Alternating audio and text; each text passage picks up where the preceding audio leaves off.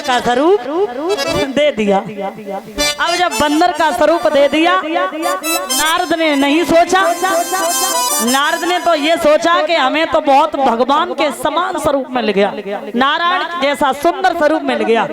उन्हें नहीं पता था। स्वयंवर में पहुंचे, दादा ध्यान देना, स्वयंवर में कुर्सी डाल के आगे और बैठ गए। निकले तो जई में जाइए कहाँ निकलेगी तो यहीं से। अब हुआ ऐसा कि सब बैठे। नारद बहुत खुश हैं, बहुत खुश हैं। कुछ देर में शादी होने वाली है। विश्व मोहिनी माला डालेगी तो मेरे ही गले में। हमारे कितना सुंदर तो कोई है ही नहीं। लेकिन याद रखना दादा, विश्व मोहिनी आई, पीछे अपना रूप छिपा करके नारायण भगवान बैठे थे। सुंदर सा अपना रूप बना लिया था, निकल नारायण के रूप में नहीं थे। विश्व मोहिनी ने एक नजर तो नारद की तरफ की, जब अंदर कहाँ से आएगो। लेकिन पीछे नारायण भगवान बैठे, रूप छिपा करके जा करके माला डाल दी। और जब माला डाल दी, एकदम से आग बबूला हो गए नारायण। नारद जब आग बबूला हो गए, पैरों तले धरती खिस गई। एकदम से खड़े होकर के बोले, लड़की बिल्कुल पागल, बिल्कुल पागल। इस लड़की को बिल्कुल भी अकल नहीं है। ये भी नहीं जानती है कौन सुंदर है कौन नहीं सुंदर है। देखो हम कितनी सुंदर है, और लड़की मेरे गले में माला न डाल के कहा उसने माला डाली। बिल्कुल पागल है लड़की। गुस्से में आ गए। तब तक भोले बाबा के दो गढ़ बैठे थे, वो हंसने लगे। और जब हंसने लगे तो नारद को और क्रोध आ गया। तुम हंस रहे हो, शर्म नहीं आती है शादी करने का। अब भैया गुस्सा तो आएगी, तुम शादी करने जाओ और ब्याह कोई और ले जाए तो गुस्सा आएगी, शादी ना हो। दो गढ़ हंसने लगे। तुम्हें हंसी की पड़ी है, यहाँ शादी नहीं हुई, लड़की ने माला नहीं डाली हमारे गले में, करे तो क्या करे। और तुम हंस रहे हो, मैं तुम्हें दोनों को श्राप दे रहे। दो गढ़ तुरंत बोले, माफ करना नारद जी, हम आपको देख करके नहीं हंस रहे हैं। आप हमें रुको, ऐसे श्राप नहीं दे सकते हो। आपके चेहरे को देख करके, मेरा चेहरा सुंदर तो है और ठहरे हुए पानी में पहले आप अपना चेहरा देखो जा करके, ये आपका चेहरा क्या है और आप क्या समझ रहे हो। जैसे ही नारद ने ठहरे हुए पानी में चेहरा देखा तो चेहरा बंदर का लगा। रोने लगे, नारायण तुमने अच्छा नहीं किया, तुमने मेरे साथ गलत किया। जैसे तैसे शादी के लिए तैयार हुए और तुमने शादी नहीं होने दी। नारद नारायण से कहने लगे, तुम्हारे कितना कपटी दुनिया में कोई नहीं होगा। हम तुम्हें ऐसा नहीं समझ रहे थे कि तुम इतने बड़े कपटी हो। अरे रुको, तुमने इतनी घिनौनी हरकत की। अरे तुम्हारे जितना बेकार कोई हो सकता। समुद्र मंथन हुआ था, लक्ष्मी निकली, चुप्पा लेकर के भाग गए। लक्ष्मी निकली, चुप्पा लेकर के भाग गए। मड़ी निकली, छिपा ली तुमने। भोले बाबा को जहर दे दिया कि ये मर जाए। मेरी शादी तुमने नहीं होने दी। तुमने सुनो, अगर तुमने मेरी शादी नहीं होने दी, आज मैं रो रहा हूँ। जिस लड़की के चक्कर में एक दिन तुम भी रोगे, मेरा श्राप है, जाओ। और तुमने जो हमें बंदर का स्वरूप दिया है, यही बंदर सेना आपके काम आएगी। और अगर आज स्त्री के चक्कर में हम रो रहे हैं तो स्त्री के चक्कर में तुम भी रोगे, जाओ। नारद का श्राप है। तो ध्यान देना, लिखा है इसीलिए भगवान को इस भूतल पे आना पड़ा। तो मेरे प्यारे श्रोता बंधु, एक संत ने बड़ी सुंदर बात लिखी है, गौर करना। कहे भैया संकीर्तन कर लो, क्या और ध्यान लगा के कह रहे हैं क्या, बड़े बड़े तीरंदार को आ रे,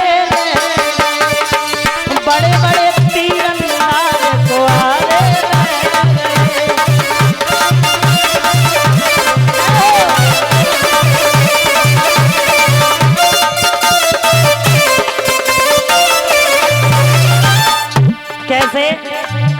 सतयुग की तुम सुनो कहानी, नारद बाबा से हो गए ज्ञानी।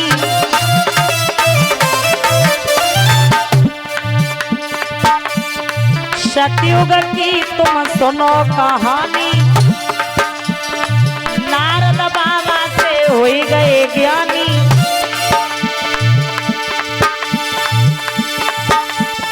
विश्व मोहिनी के चक्कर में, विश्व मोहिनी के चक्कर में नारद कुआरे लोग भैया बड़े बड़े तीरंदाज कुआरे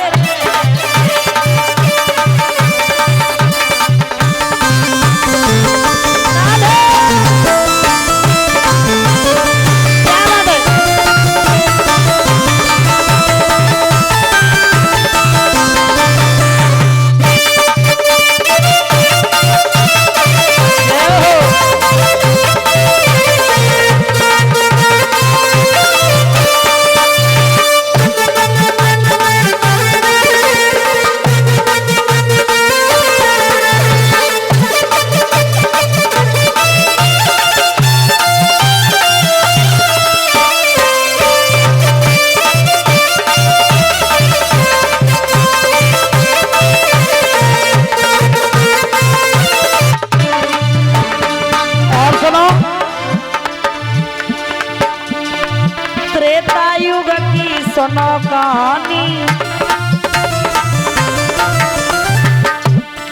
अनुमति लला से हो गए ज्ञानी। हनुमान जी से प्रभु राम ने कहा था मंथरा बड़ी सुंदर है, हनुमान जी तुम शादी कर लो, लेकिन नारी मंथरा के चक्कर में, नारी मंथरा के चक्कर में बेअनुमति कुआरे रह गए, बड़े बड़े तीरंदाज कुआरे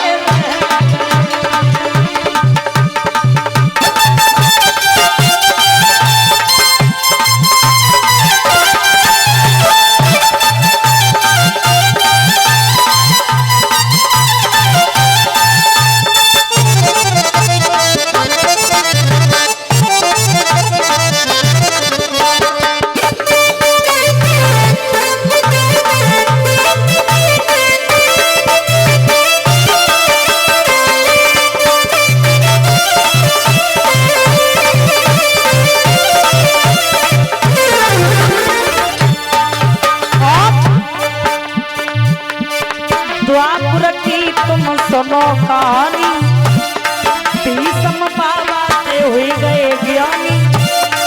अब नारी सत्यवती, सत्यवती के चक्कर में